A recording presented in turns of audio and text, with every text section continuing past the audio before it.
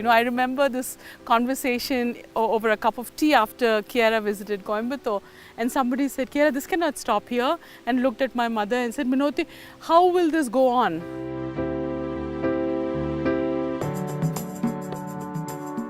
It was in India in January 2001 that Chiara Lubich first met Hindu leaders from the Shanti Ashram, a centre inspired by Gandhian principles, together with academics from Mumbai. A deep relationship began that continued, so much so that Chiara shared with them the special mystical enlightenment of her Christian experience that took place in the summer of 1949 in the mountains near Trent.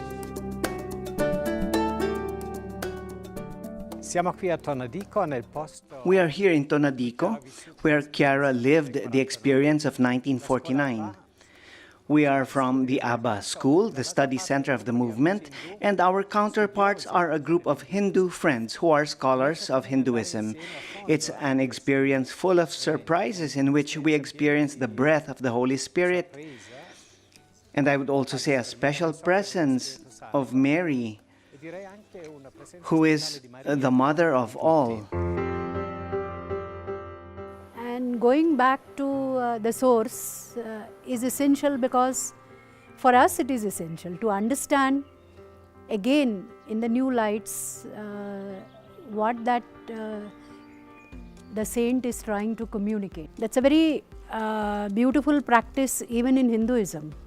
There may be differences as per culture, but the common thing is that love for divinity and that sense of belongingness also, and the deep passion to be one with the divine.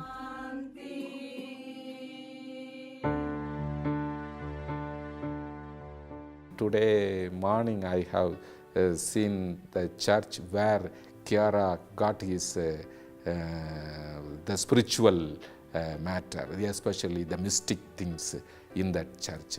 When I enter in the church, I am feeling that I am entering into a temple of me.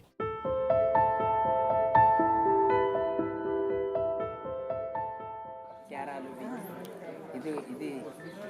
Can I turn this? Yeah. And I think that's the point that allows us to come together. But the profound thing behind that is the possibility of love. And love gives us the language with which to speak to one another and understand one another more deeply. And it also brings us more deeply into the same mystery that we are experiencing together.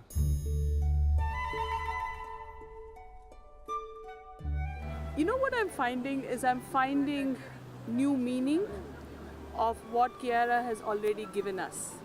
I am finding new meaning in the beautiful environment of this beautiful place where she found inspiration.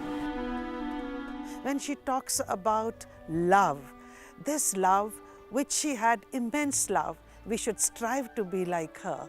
And talking about the cities, when we come from the crowded cities, having so many complex problems, I think the another message that we take back with us is, as in our small way, whatever we can do to be of service to others.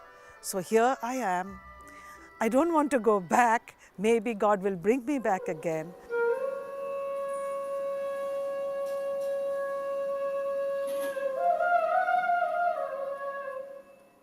Actually, I've never seen Chiara, but through Shanti Ashram, when I came to know the Focolare movement, I was reminded of this very beautiful word in our Indian tradition, which is amsha. Amsha refers to aspects, and when we came in touch with each of the Focolare members, I could see there were amshas of Chiara. I consider Chiara was a unique person in the way, in a sense, she evolved the concept of love. She demonstrated, she transformed the society through love.